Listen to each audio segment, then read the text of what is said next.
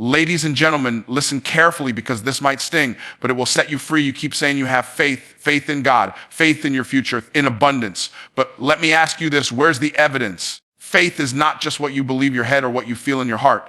Faith is what you do. The word says faith without works is dead. You know what that means. Faith without action is useless. Faith without movement is bankrupt. Faith without discipline is a nice Instagram quote, but it won't change your life, and it certainly won't change your bank account. Faith is proven by action, not intention. Too many people walk around saying they believe in greatness, abundance, and success, yet their lives are marked by hesitation and inactivity. They confuse desire with discipline. They think that because they have good thoughts and strong emotions, something magical will happen. But faith is not about what you say, it's about what you do. If you believe in a vision but refuse to move toward it, your belief is hollow. If you trust in a promise but sit still waiting for someone else to make it real, your trust is empty. Faith is a verb. It requires movement. It demands risk. It insists on showing up in the physical world, not just living in your head. You can have all the affirmations written on your bathroom mirror. You can journal every morning and declare abundance over your life. But until you take concrete steps that align with what you claim to believe, nothing changes. The gap between your words and your works exposes whether your faith is alive or dead. You say you believe you can build a successful business, but when an opportunity comes to invest in your skills, you shrink back. You say you believe God will supply all your needs, yet you operate every day in fear, hoarding what little you have instead of sowing and creating. You say you believe you're capable of greatness, but you spend hours scrolling, procrastinating, and indulging in distractions. That's not faith. That's fantasy dressed up like faith. Faith doesn't wait for certainty. Faith steps out in the face of uncertainty. It doesn't demand all the answers before moving forward. It takes what little you have and multiplies it through action. A farmer doesn't stand in his field saying, "I believe in a harvest," but never put seed in the ground. He knows belief without planning produces nothing. In the same way, you can't stand on the sidelines of your own life and expect results because you say you believe. Intention feels good. It gives you the illusion of progress. You can talk about your dreams for years and feel accomplished because you've thought about them so deeply, but intentions don't pay bills. Intentions don't change legacies. Intentions don't build wealth. Actions do. Faith requires that you leave the safety of intentions and move into the uncertainty of execution. You might be afraid to fail. That fear is proof that your faith hasn't yet been activated. Faith and fear can't coexist in the same space. One will choke the life out of the other. The moment you start moving, even when you don't feel ready, even when it doesn't make sense, your faith comes alive. Faith isn't about seeing the full staircase. It's about taking the first step and trusting the next one will appear. Every great achievement begins with an act of faith. Someone dared to believe enough to take action. They wrote the book. They launched the product.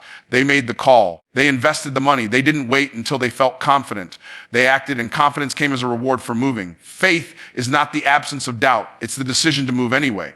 You may say, "But I don't have enough knowledge yet. I don't have enough money yet. I don't have enough connections yet." Faith doesn't ask if you have enough. Faith says, start with what you have and it will multiply. Waiting for perfect conditions is a recipe for staying stuck. There will never be a perfect time. Faith creates the time. Faith creates the opportunity. Faith creates the momentum that your intentions never will.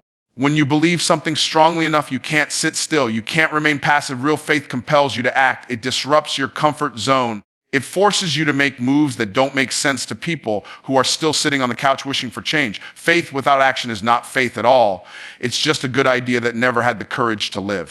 Prayers don't replace preparation and discipline. People love to pray for success, for abundance through, but then they act as if their prayer alone is the work. They fold their arms, close their eyes, and expect God or the universe to drop blessings into their laps without lifting a finger. That is not how increase works.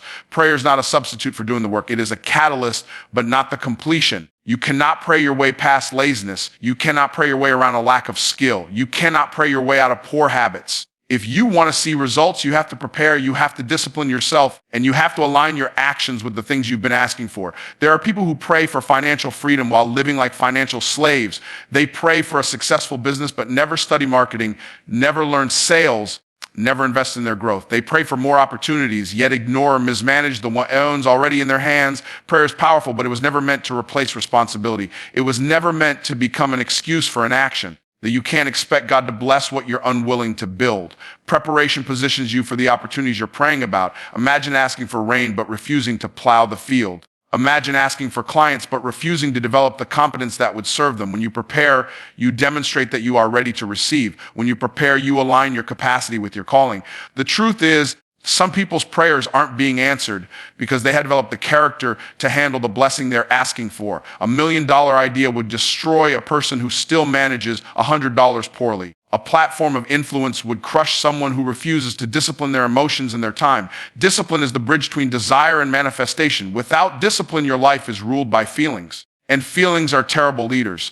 Discipline teaches you to do the right thing when you don't feel like it. Discipline makes you study when your mind wants entertainment. Discipline makes you save when your impulses want to spend. Discipline makes you wake up and move when your body says sleep. Prayer will give you vision, but discipline will build the vessel to carry that vision. People love to declare, God will make a way. Yes, they see the strength of but he often makes the way of those willing to walk it. He opens doors, but you still have to walk through them. You still have to carry the weight. You still have to show up on the days you don't feel motivated. Too many are waiting for motivation to strike, but discipline doesn't wait for motivation. Discipline creates momentum that motivation alone can never sustain. Preparation also creates confidence. The more prepared you are, the less fear can paralyze you. Fear thrives where there is a lack of preparation. When you've studied, when you've practiced, when you've sharpened your skills, you don't need to fake confidence. It rises naturally because you know you're ready. You can pray for courage, but courage is often the byproduct of preparation meeting opportunity. Prayer is asking for the door to open. Preparation is what makes sure you're ready to walk through it. Discipline is what keeps you walking long enough to reach the other side. Without those two, prayer becomes wishful thinking. People say they're waiting on God. But in reality, God is waiting on them to prepare and discipline themselves for what they've been asking for. Wealth flows to those who solve problems and serve others.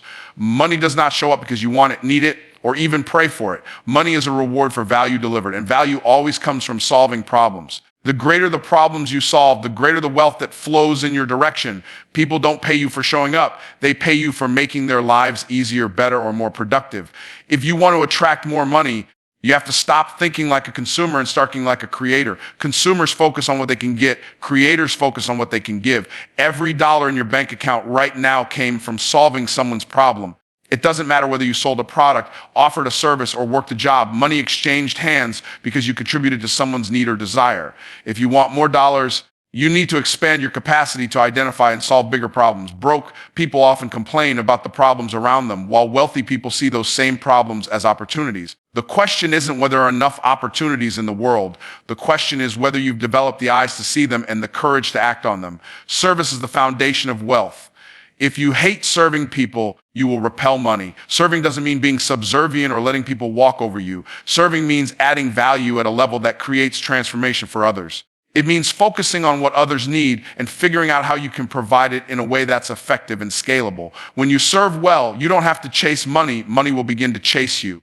People are naturally drawn to those who solve their problems with excellence. There's a reason the wealthiest people in the world are also the biggest problem solvers. Tech innovators solve problems of communication, access, and productivity. Real estate developers solve housing problems. Entertainers solve boredom problems. You don't have to be famous or have $1 billion idea.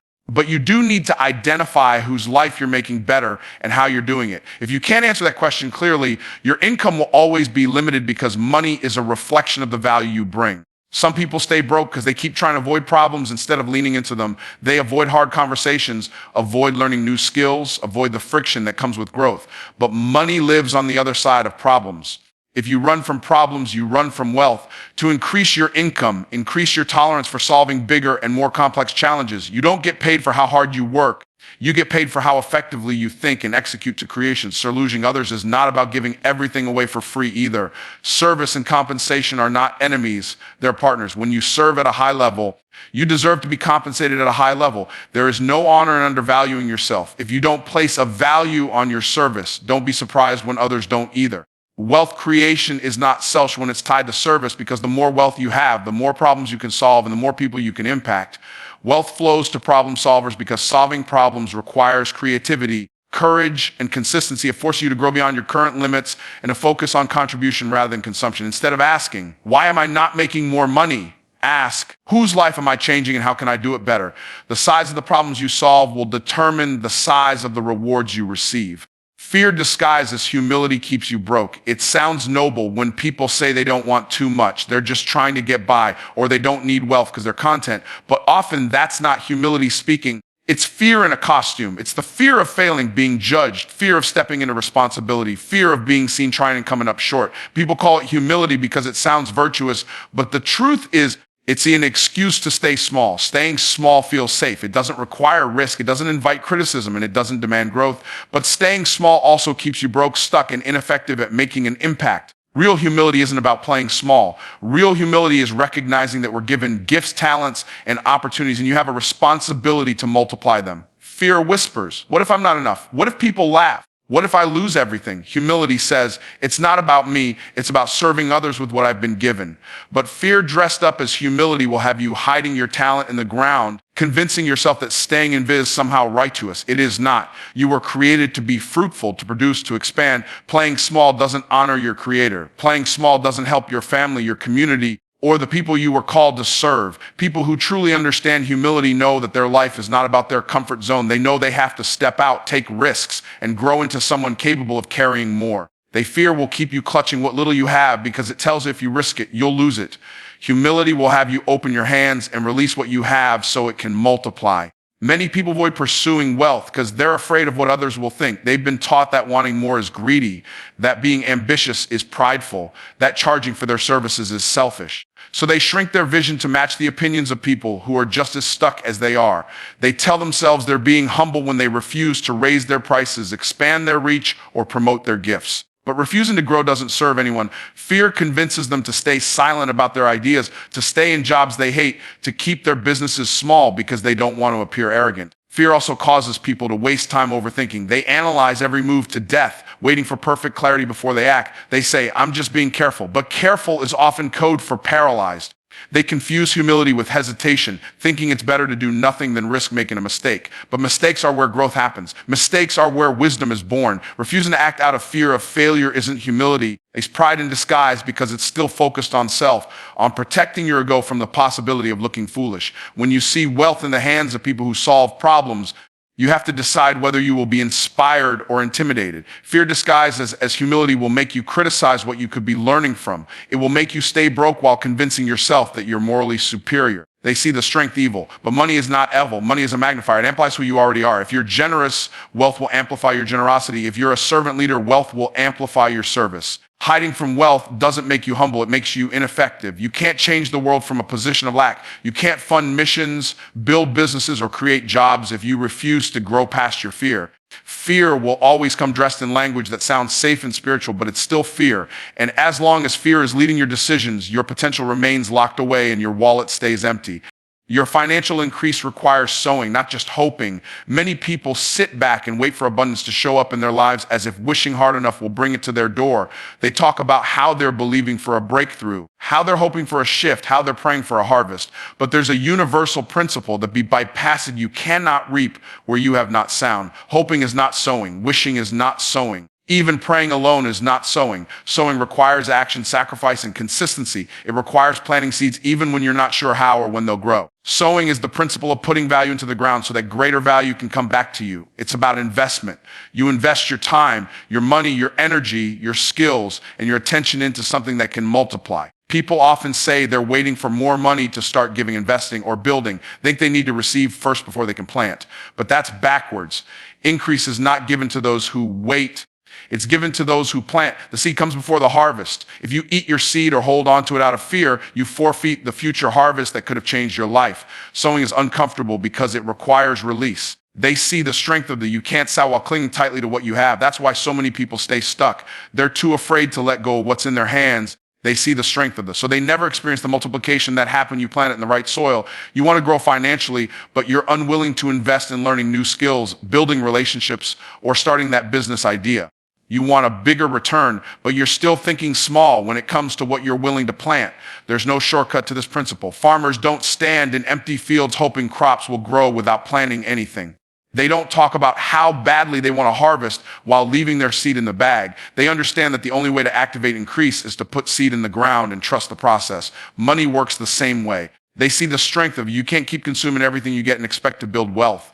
You can't keep spending every dollar on comfort and entertainment and expect to see financial freedom. If you don't sow, you won't grow. Some people confuse saving with sowing. Saving is important, but it's not sowing. Saving is storing what you already have. Sowing is releasing what you have into something that can grow. The difference is in the multiplication. A savings account alone won't make you wealthy because it doesn't multiply fast enough to outpace inflation or create new opportunities. Sowing into your education, your skills, your business, or other people's lives can create a return that changes generations. Sowing also tests your mindset. It forces you to confront scarcity thinking. If you're afraid there won't be enough, you'll hold back and hoard. But sowing requires faith in the principle of increase. It requires believing that there is more than enough, that what leaves your hand doesn't leave your life, it goes into your future. Scarcity makes you eat the seed and forfeit the harvest. Abundance thinking makes you plant the seed knowing it's coming back multiplied. Financial growth is not accidental. It is the result of intentional sowing. You cannot outpray the principle of sowing and reaping. You cannot fast your way out of the responsibility to plant. You can't ask for an abundant harvest in your finances if you refuse to do the work of putting something into the ground. The size and quality of what you sow determines the size and quality of what comes back to you. God gives power to get wealth, but you must activate it or use his power wasted.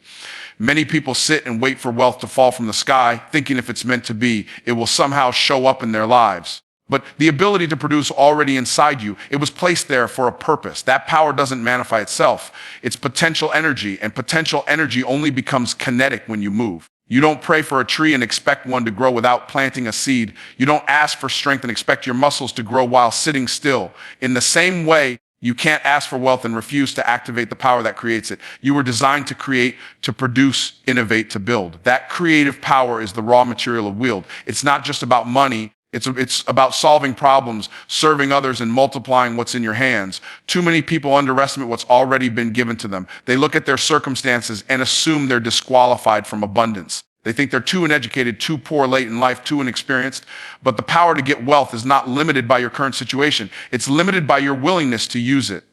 Activation requires effort. It requires stepping out of comfort and into the arena of risk and reward. Having power is not enough if you refuse to engage it. A farmer with seeds in his pocket and fertile soil in front of him will still starve if he never puts the seed in the ground. A person with an idea, a gift, or a calling will still live in lack if they never take the first step to activate it. Power unused produces nothing. You can't blame God for not blessing what you never built. You can't ask for increase in your finances while refusing to develop the skills that create income. You can't complain about lack when you're sitting on talents you buried out of fear or laziness. The truth is, most people are not waiting on God, is waiting on them. He's waiting on them to recognize what they already have and to use it. Waiting feels safe, but it's a trap. It keeps you passive. Activation feels risky because it forces you to take ownership of your results. The power to get wealth is not magic. It's not about luck or chance. It's about taking what's in your head, in your hands, and putting it to work in the marketplace. When you solve problems and serve others with excellence, money flows a byproduct. If you despise work, if you avoid responsibility, if you reject the process, you block the very flow of wealth you're praying for. Wealth is not the result of wishing. They see the result of working wisely with the power you've been given. There's a difference between power and permission. You don't have to ask permission to activate what's in you. You don't have to wait for someone to validate your gift or call your idea perfect. The power to create is already there. You activate it through faith expressed in action. Action is what flips the switch. Action is what turns dormant potential into tangible results. You might be sitting on ideas that transform your life and bless others, but if you never move, those ideas will stay locked inside you. The graveyard is full of unused power, unlaunched businesses, unwritten books, and unfulfilled callings. Just don't let your potential die with you. Activation means stepping out even when you don't feel ready, even when the path isn't clear, even when the outcome isn't guaranteed.